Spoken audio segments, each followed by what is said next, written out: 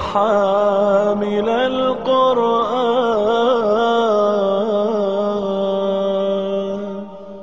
اعوذ باللہ من الشیطان الرجیم.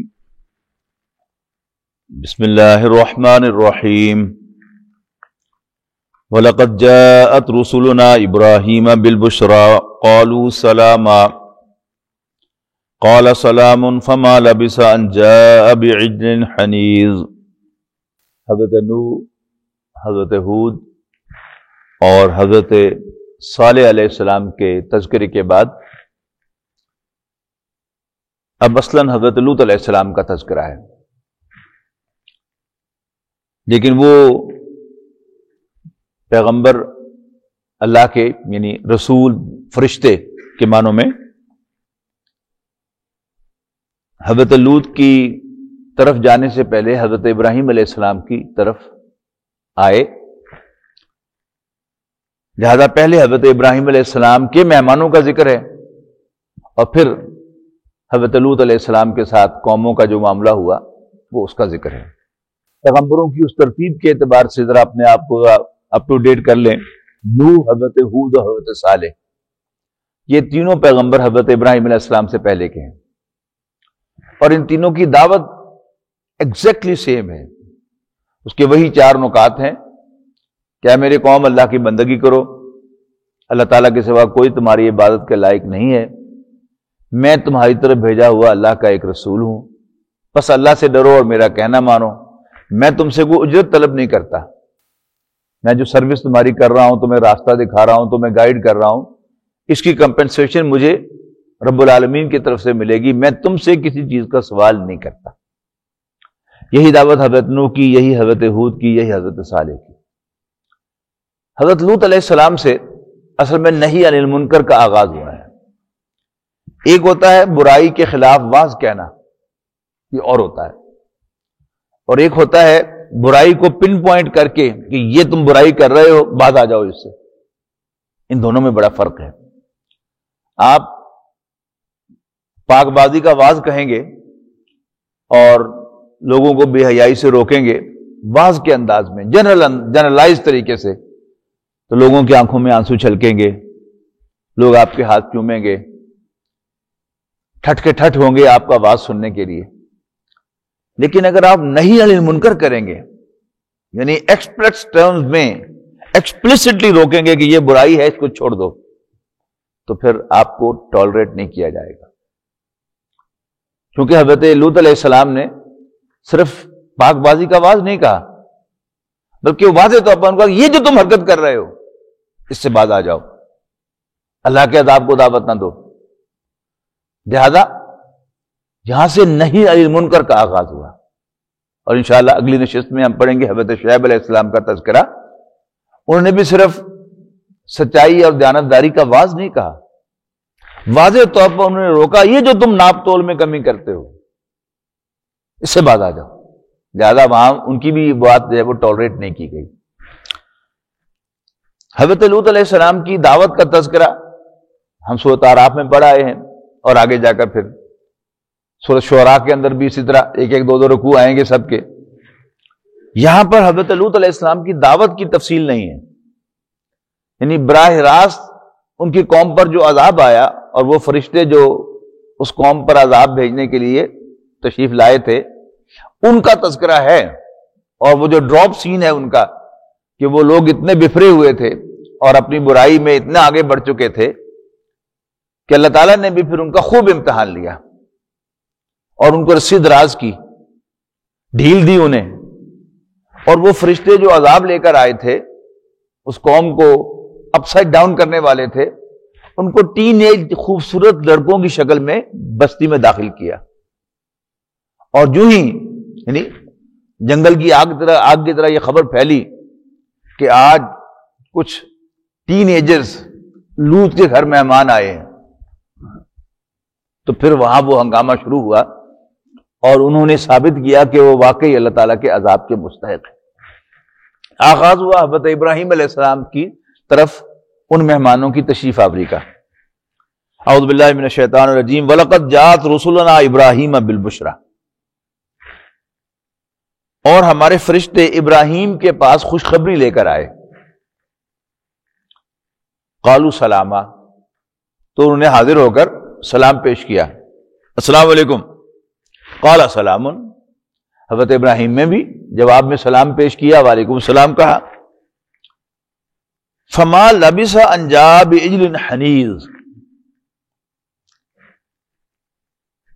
اور کچھ دیر نہ گزری کہ ابراہیم علیہ السلام ایک موٹا تازہ بھنا ہوا بچڑا لے کر ان کے سامنے پیش کر دیا. انہوں نے، حضرت ابراہیم علیہ السلام بہت مہمان نواز تھے. یعنی حضرت ابراہیم علیہ السلام نے، ابھی بات واضح ہوگی کہ حضرت ابراہیم علیہ السلام کو پتہ نہیں چلا کہ اللہ کے فرشتے ہیں، اور کسی نون شکل کے اندر بھی وہ نہیں آئے تھے، یعنی اجنبی انسانوں کی حیثیت سے آئے. تو حضرت ابراہیم علیہ السلام نے سلام دعا کے بعد انہیں بٹھایا اور فٹافٹ ایک بچڑا ذبح کیا اور جلدی سے اس کا گوشت بنا کر بھی لا کے ان کے سامنے پیش کر دیا بھون کر. فلما رأى أيديهم لا تصل إليه، لیکن جب حضرت ابراہیم علیہ السلام نے نوٹ کیا کہ میں نے کب سے ان کے سامنے یہ باربیکیو رکھا ہوا ہے تو اس کی طرف ہاتھ نہیں بڑھا رہے، یہ کہ میرے دشمن تو نہیں ہیں. یعنی پرانی جو روایت تھی وہ یہ تھی کہ دشمن جو تھا، جو آپ کے گھر کا نمک کھا لے وہ آپ کو نقصان نہیں پہنچاتا تھا، اور جو آپ کے ہاں سے کچھ کھانا نہ چاہے، اس کا مطلب ہے کہ وہ آپ کا نمک نہیں کھانا چاہتا، وہ آپ کا دشمن ہے. تو حضرت ابراہیم علیہ السلام کو اب تشویش شروع ہوئی، اس کے ڈسکرپشن ہے پوری. فلما رأى أيديهم لا تصل إليه، تو جب ابراہیم نے علیہ السلام دیکھا کہ ان کے ہاتھ کھانے کی طرف نہیں بڑھ رہے، نکرہم، تو ان سے اجنبیت محسوس کی. انکار، منکر، ان کا مادہ ایک ہی ہے. اس کا الٹ ہے معروف، امر بالمعروف نہی عن المنکر. معروف بنا ہے عرف سے، عرف کہتے ہیں پہچان کو، عارف پہچاننے والا اور معروف جانا پہچانا. اس کا الٹ ہے منکر. یعنی معروف وہ ہے کہ جس کو انسان کی شخصیت، اپنائیت محسوس کرے، جس میں اچھا کام جو پسند ہو، جس کو انسان کی فطرت پسند کرتی ہے. اور منکر وہ عمل ہے جس کو انسان کی فطرت قبول نہیں کرتی. ایک انسان کو نفرت سی ہوتی ہے اس کام سے، اچھا نہیں لگتا، ضمیر اس کو قبول نہیں کرتا، وہ منکر ہے. تب اسی سے نکرہ ہوں. جب حضرت ابراہیم علیہ السلام نے دیکھا کہ ان کا ہاتھ کھانے کی طرف نہیں بڑھ رہا تو نکرہ ہوں، تو اجنبیت محسوس کی کہ یہ کوئی اپنے لوگ نہیں ہیں، یہ اور ہیں کوئی. وَأَوْجَسَ مِنْهُمْ خِیفَةً، اور دل میں ان سے خوف محسوس کیا. قَالُوا لَا تَخَفْ، تو فرشتے کہنے لگے ڈریے مت، اِنَّا أُرْسِلْنَا إِلَىٰ قَوْمٍ لُوطٍ. یہاں بھی کٹ شارٹ کیا گیا ہے. یعنی دوسرے مقامات پر تفصیل ہے کہ انہوں نے کہا کہ جی ہم تو اللہ تعالیٰ کی طرف سے بھیجے ہوئے ہیں اور آپ کو ایک بیٹے کی خوشخبری دینے کے لیے آئے. خوشخبری دی. پھر جو اگلا حصہ یہاں پر ذکر ہے اس کی تفصیل ہے. اور اس کے بعد کیونکہ حضرت ابراہیم علیہ السلام کو معلوم تھا، حضرت لوط انہی کے بھتیجے تھے، حضرت ابراہیم علیہ السلام کو معلوم تھا کہ اب اس قوم کے لچھن جو ہیں قوم لوط کے، وہ بتا رہے ہیں کہ اب ان پر عذاب آنے والا ہے. لیکن حضرت ابراہیم علیہ السلام بہت نرم دل انسان تھے، بہت شفیق انسان تھے. ہم پڑھیں گے آگے جا کے سورہ ابراہیم میں کہ کہتے ہیں کہ یا اللہ اس گھر کو امن کا شہر بنا دے، امن کی جگہ بنا دے مکہ مکرمہ کو. وَإِذْ قَالَ إِبْرَاهِيمُ رَبِّ اجْعَلْ هَٰذَا الْبَلَدَ آمِنًا وَاجْنُبْنِي وَبَنِيَّ أَن نَّعْبُدَ الْأَصْنَامَ، اور مجھے اور میری اولاد کو اس سے بچا کہ ہم بتوں کی پوجا کریں. ربی انہن اضللن کثیرا من الناس، ربا یقیناً ان بتوں نے نوع انسانی کے بہت سے لوگوں کو گمراہ کیا. فمن تبعنی فانہ منی، تو جو میری پیروی کرے وہ تو میرا ہے، میں اسے اون کرتا ہوں۔ اب اگلا جملہ کیا ہونا چاہیے تھا کہ جو میری پیروی نہیں کرتا اس کا مجھ سے کوئی تعلق نہیں، لیکن ابراہیم دا گریٹ یہ نہیں کہتے، کیا کہتے ہیں؟ ومن عصانی فانک غفور رحیم، اور جو میری نافرمانی کرے تو اللہ تو بخشنے والا مہربان ہے۔ ہندی کو ہوتا ہے نا بااصول لوگ، لیکن گریٹ پیپل وہ بااصول سے اوپر ہوتے ہیں۔ اصول تو یہ تھا کہ وہ کہتے ہیں کہ جو صحیح راستے پر ہے، میری پیروی کرتا ہے، اسے میں اون کرتا ہوں، اور جو مجھے لفٹ نہیں کراتا، میری پیروی نہیں کرتا، گمراہی پہ چلتا ہے، تو نے سزا دے۔ نہیں، سزا دینا تو بہت دور کی بات ہے۔ انک غفور الرحیم، تو بخشنے والا مہربان ہے۔ اب یہاں بھی کیا ہے کہ اللہ تعالیٰ کے رسول ہیں، اللہ تعالیٰ کے پیغمبر ہیں، اللہ تعالیٰ کے نبی ہیں، لیکن انسانی ہمدردی کٹ کٹ کر بھری ہوئی ہے کہ ان پر بھی عذاب نہ ہی آئے تو اچھا ہے۔ دوسرے مقام پر اس کی ساری تفصیل ہے کہ حضرت ابراہیم علیہ السلام نے کہا کہ اچھا، مثلا سورۃ زاریات میں ہے کہ جہاں سے 27واں پارہ شروع ہوتا ہے، فما خطبکم ایھا المرسلون، اے اللہ کے بھیجے ہوئے فرشتوں اور تمہارا کیا کام ہے؟ تو انہوں نے کہا کہ انا ارسلنا الی قوم مجرمین، ہم ایک مجرم قوم کی طرف بھیجے گئے ہیں، اور وہ مجرم قوم جو ہے وہ قوم لوط ہے۔ یہاں صرف ذکر ہے کہ حضرت ابراہیم علیہ السلام نے ان سے بحث شروع کی، اور دوسرے مقامات پر اس بحث کی تفصیل ہے کہ انہوں نے حضرت ابراہیم علیہ السلام نے کہا کہ اچھا، اگر 50 آدمی ہوں اس بستی میں ایسے کہ جو عذاب کے حقدار نہ ہوں، تو انہوں نے کہا ٹھیک ہے 50 ہوئے تو ہم عذاب نہیں بھیجیں گے ان پر۔ حضرت ابراہیم کو خیال آیا کہ ایسا نہ ہو کہ 50 نہ ہوں، تو فکر کم کر لی، اچھا اگر اتنے ہوں، انہوں نے کہا اگر اتنے بھی ہوں گے تو بھی ہم نہیں عذاب بھیجیں گے۔ حضرت ابراہیم کو محسوس ہوا کہ وہ نہ ہوئے، انہیں بھی نہ ہوں، پھر فکر اور کم کر لی۔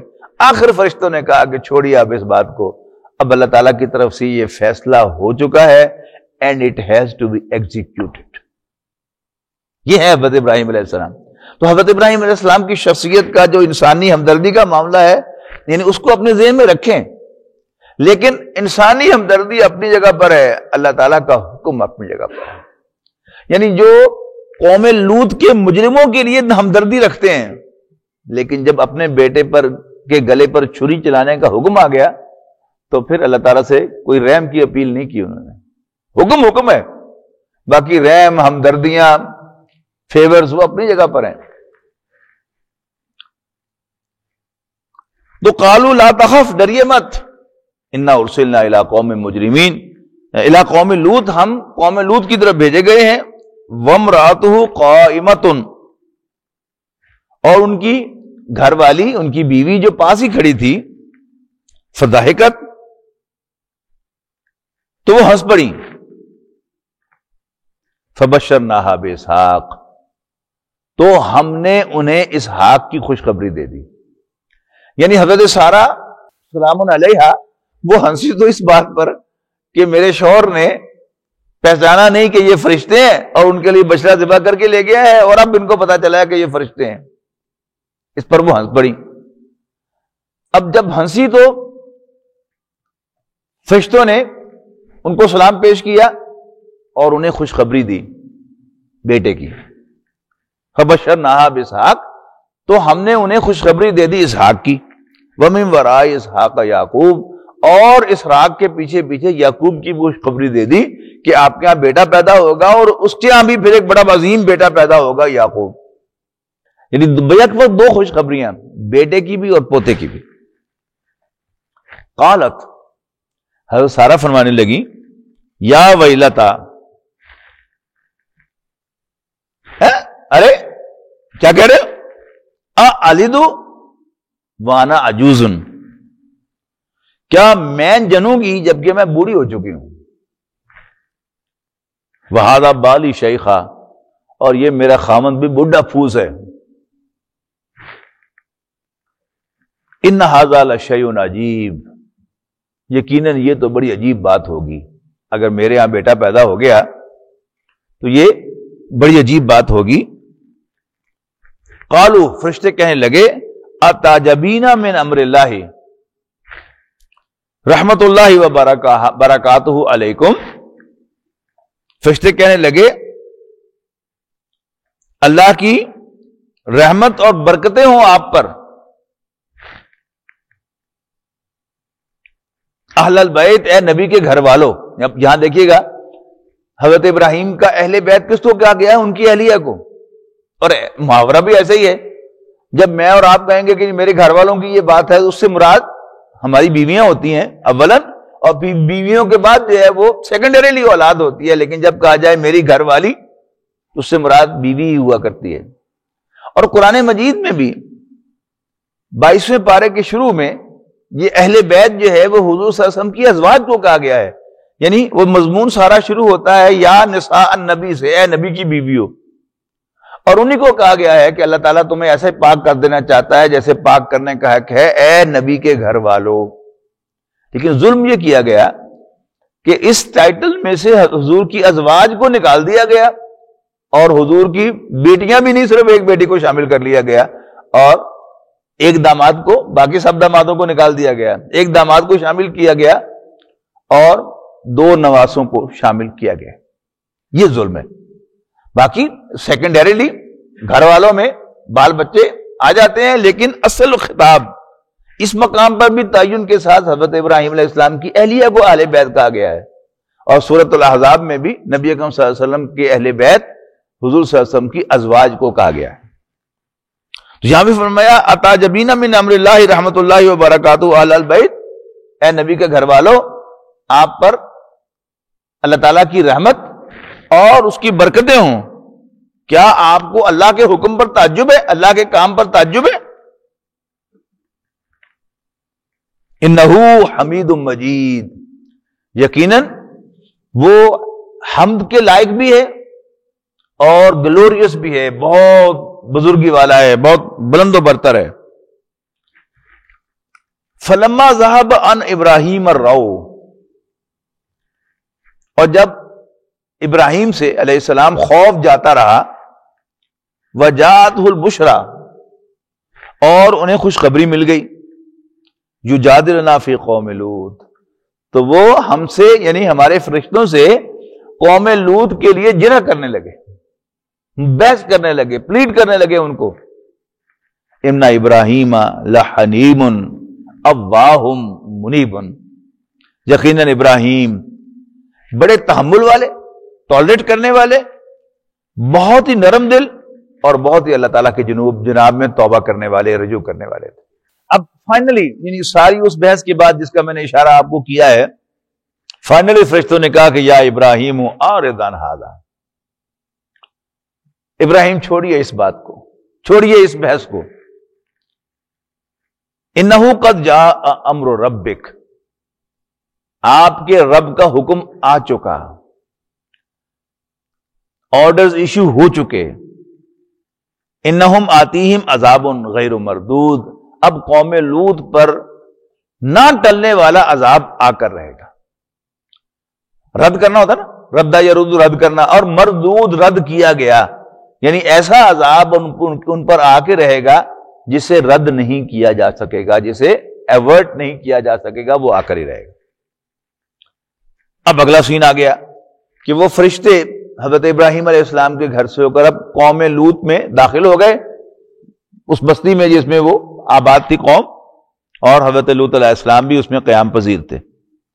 وَلَمَّا جَاءَتْ رُسُلُنَا لُوطًا، اور جب ہمارے فرشتے، ہمارے بھیجے ہوئے فرشتے لوط کے پاس پہنچے، سِیءَ بِهِمْ، تو وہ بہت غمناک ہوئے، بہت پریشان ہوئے، وَضَاقَ بِهِمْ ذَرْعًا، اور ان کی آمد پر ان کا دل تنگ ہوا۔ کیوں تنگ ہوا؟ وہ بات جو میں آپ کو بتا چکا ہوں کہ حضرت ابراہیم علیہ السلام کے پاس یہ فرشتے اللہ تعالیٰ نے بھیجے ٹین ایج خوبصورت لڑکوں کی شکل میں۔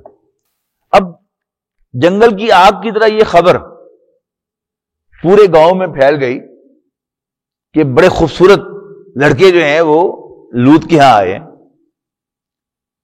اور ان کی بدماشی اور سرکشی کا عالم یہ تھا کہ وہ لوط کے گھر آ گئے، قوم کے سردار لوط کے گھر آ گئے کہ یہ لڑکے جو تمہارے پاس آئے ہیں یہ ہمارے حوالے کر دو، ہم ان سے انجوائے کرنا چاہتے ہیں. اب یہ کیا ہے؟ یہ حضرت لوط علیہ السلام کے لیے بہت پریشانی کا باعث تھے. ابھی حضرت لوط کو بھی نہیں پتا کہ یہ فرشتے ہیں. انہیں بھی آتے ہی تعارف نہیں کرایا، بس دروازہ کھٹکھٹایا اور اندر داخل ہو گئے. تو انہوں نے بھی ظاہر ہے کہ حضرت ابراہیم علیہ السلام کے بھتیجے تھے، تو انہوں نے بھی ان کی آتے ہی فکر کی ہوگی کہ ان کو کیا کھلایا پلایا جائے. لیکن وہ آگے بیٹھے ہی ہیں، ابھی گفتگو شروع ہی ہوئی ہے، تو دروازہ کھٹکھٹانا شروع کر دیا اگر ان بدماشوں نے کہ ان لڑکوں کو ہمارے والے کرو. وقال هذا يوم عصیب. تو حضرت لوط کہنے لگے کہ یہ تو بڑا مشکل کا دن ہے، بہت مشکل دن ہے میرے لیے، یہ میں کیسے فیس کروں گا. یعنی مہمانوں کو ڈاکوؤں کے حوالے کرنا، مہمانوں کو بدماشوں کے حوالے کرنا، یہ بہت ہی غیر اخلاقی بات ہے. لہذا ایسا تو نہیں ہے کہ ڈر کے، اللہ کا نبی ڈرپوک تو نہیں ہوتا، لیکن بار بار وہ دروازے کھٹکھٹا رہے ہیں. ایک ایمبیرسمنٹ تو ہو رہی ہے نا کہ میں نے حوالے بھی نہیں کرنا اور یہ مجھے بیٹھنے بھی نہیں دے رہے. تو ھذا یوم عصیب، یہ بڑا مشکل دن ہے. وجاءہ قومہ یرعون الیہ، اور ان کی قوم کے لوگ، خاص طور پر وہ سردار، جتنا بڑا کوئی انفلوئنشل آدمی تھا اتنا ہی وہ آگے پریشر ڈال رہا تھا. یرعون الیہ، بے تحاشا دوڑتے ہوئے، سرپٹ دوڑتے ہوئے ان کے گھران پہنچے. وَمِن قَبْلُ كَانُوا يَعْمَلُونَ السَّيِّئَاتِ، جبکہ اس سے پہلے بھی وہ برائی میں ملوث تھے، برائیوں میں ملوث تھے، برے عمل کیا کرتے تھے. قَالَ يَا قَوْمِ هَؤُلَاءِ بَنَاتِي، حضرت لوط علیہ السلام نے یعنی پریشان ہو کر اور بار بار ان کے تنگ کرنے پر ان سے کہا، یا قومی، اے میری قوم، ہؤلاء بناتی ہن اطہر لکم، یہ میری بیٹیاں ہیں، میں تمہیں یہ دے سکتا ہوں، تم ان سے نکاح کر لو، لیکن میرے مہمانوں کے سلسلے میں مجھے ذلیل نہ کرو. اب اس کے دو ترجمے مفہوم لیے گئے ہیں. یہ کہ حضرت لوط علیہ السلام نے لٹرلی کہا کہ میرے ان مہمانوں کو مہمان کے طور پر رہنے دو اور ان کے ساتھ کوئی غلط کاری جو ہے اس کا خیال دل سے نکال دو.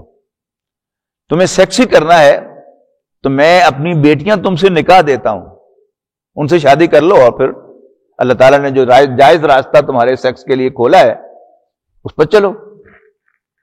دوسرا یہ ہے کہ نبی کی بیٹیوں کی حیثیت ہوتی ہے امت کی تمام جو بھی عورتیں ہوتی ہیں ان کی.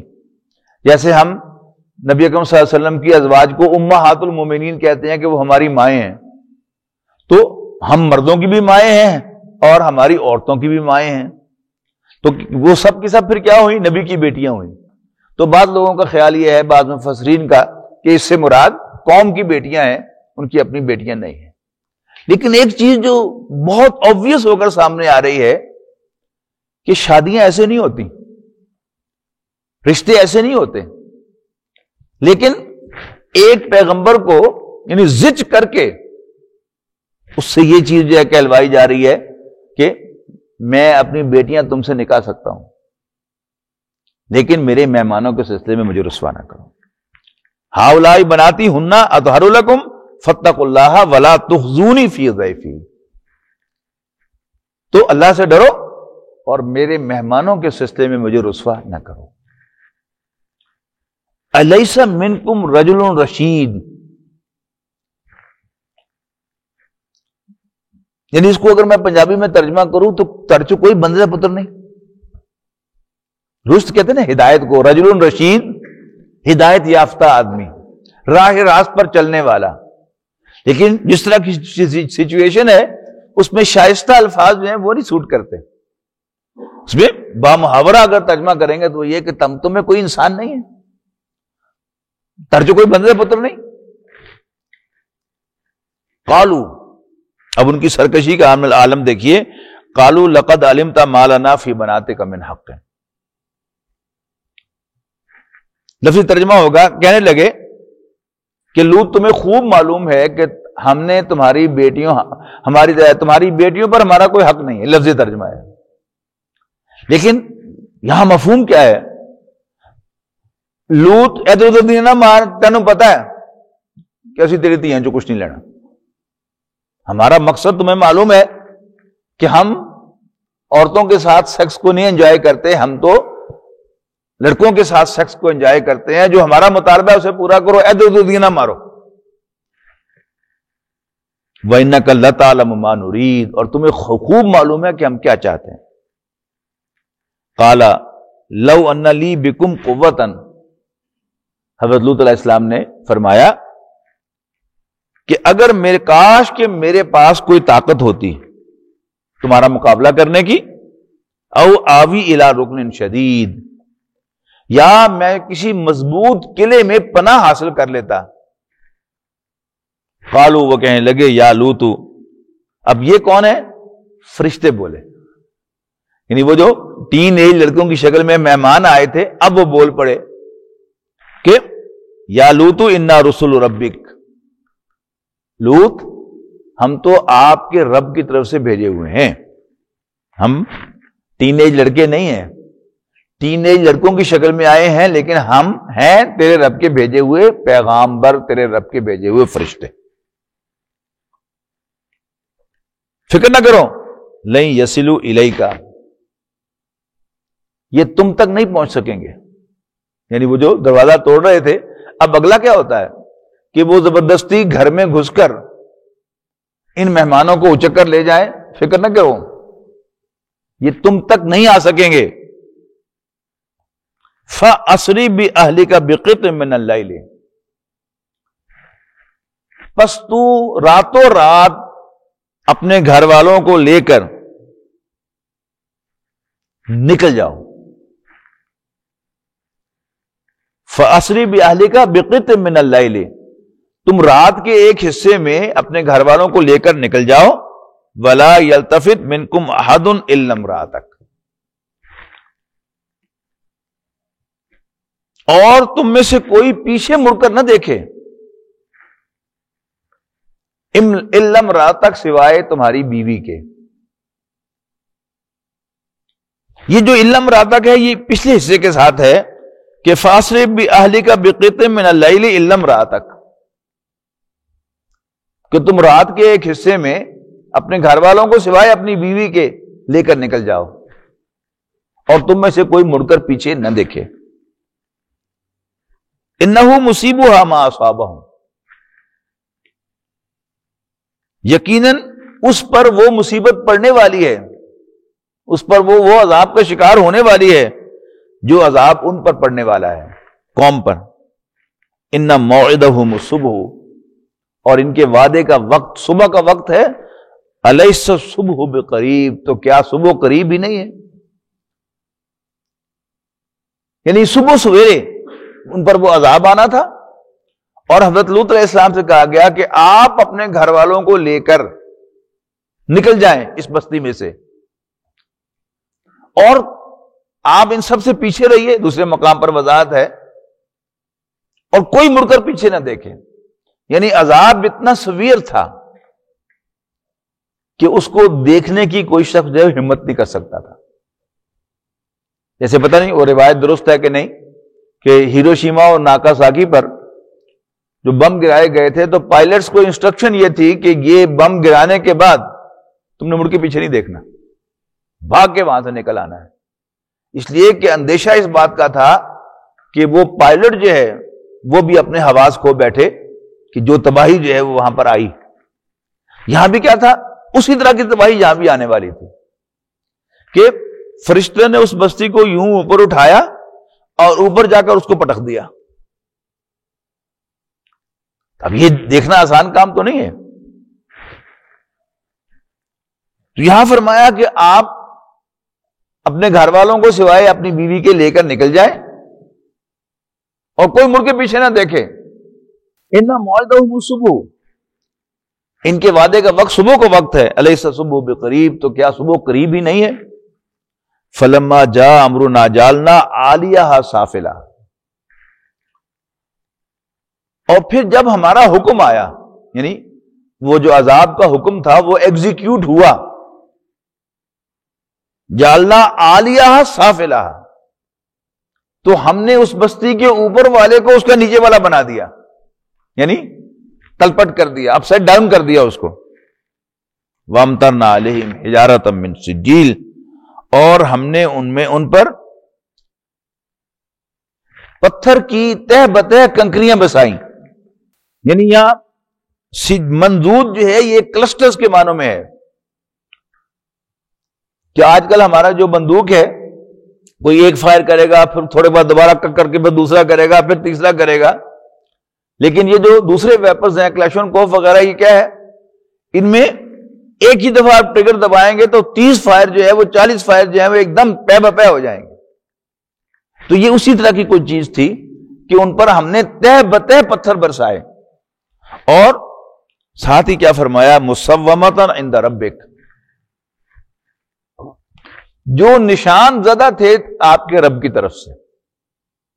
جیسے میزائل ہوتا ہے نا، کہ میزائل جو ہے وہ اپنا ٹارگٹ ڈھونڈتا ہے، تو ان پتھروں کے بارے میں بھی قرآن مجید میں ایک سے زائد مقامات پر کہا گیا ہے کہ مسومۃ عند ربک، آپ کے رب کی طرف سے نشان زدہ، کہ اللہ تعالیٰ نے ہر پتھر کو کسی سردار کو ٹارگٹ کر کے اس کو مارا گیا تھا.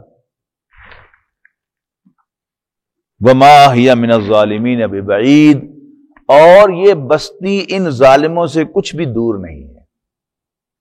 یہ جو پانچوں پیغمبر ہیں نا، حضرت نوح، حضرت ہود، حضرت صالح اور حضرت لوط اور حضرت شعیب، ان کی جو بستیاں تھیں یہ عربوں کی جو تجارتی شاہراہ تھی اس کے اوپر واقع تھی.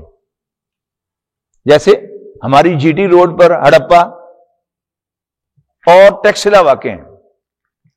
موٹر وے بننے کی وجہ سے ٹیکسلا آلریڈی جو ہے وہ مین روڈ پر نہیں رہی، جی ٹی روڈ ہے، جی ٹی روڈ پر ویسے ہی ٹریفک کم ہے. لیکن آپ کو یاد ہوگا کہ جب ہم پشاور جایا کرتے تھے، موٹر وے نہیں تھی تو جاتے تھے ڈی ٹی روڈ پر، اور Taxila N G T road کے اوپر وہ کھنڈرات ہیں، اور وہ سیرگاہ کے طور پر ہم اس کو دیکھتے تھے کہ یہ بستیاں ہیں. تو اسی طرح ان کے جو تجارتی راستے تھے ان کے اوپر یہ بستیاں واقع تھیں. اللہ تعالیٰ نے ان کی عبرت کے لیے یہ بستیاں یہاں پر کی، اور بار بار ان کا تذکرہ قرآن مجید میں ہے قریش کو جھنجھوڑنے کے لیے کہ دیکھتے نہیں ہو، وہ دیکھو یہ بس مسکن ہے، گھر ہے ان کے، لیکن ان میں کوئی بستہ نہیں ہے. لیکن یہ جو کافر ہوتے ہیں آج کل، کافر کی بجائے سیکولر پورا ایک نظام ہے، پورا ایک نظام تعلیم ہے، پورا ایک کلچر ہے، وہ کیا ہے؟ ان کو سیرگاہیں بنا دیتا ہے، اور ایسی چیزیں جن کا کوئی ثبوت نہیں ہے کہ یہ 5000 سال پرانی تہذیب ہے اور یہ 10,000 سال پرانی تہذیب ہے، تاکہ دیکھنے والا، پڑھنے والا اسی میں گم ہوگا. لیکن اصل بات کہ ان کی 4-4 فٹ موٹی دیوار تھی، اور پھر تباہ کیوں ہو گئے؟ وہ بات جو ہے ہونا جائے آشکارا شرع پیغمبر کہیں، وہ بات چھپائی جاتی ہے، اس کا کوئی تذکرہ نہیں ہوتا. تو اصل میں تو یہ سب نشانات عبرت ہیں. لیکن اللہ تعالیٰ جس کو عبرت کی توفیق دیتا ہے وہ عبرت حاصل کرتا ہے، باقی اس کو سیرگاہ بناتا ہے اور اس کو انجوائے کرتا ہے. اللہ تعالیٰ ہمیں اس سے محفوظ رکھے. بارک اللہ لی ولکم فی القرآن العظیم ونفعنی وإیاکم بالآیات والذکر الحکیم. بہت شکریہ.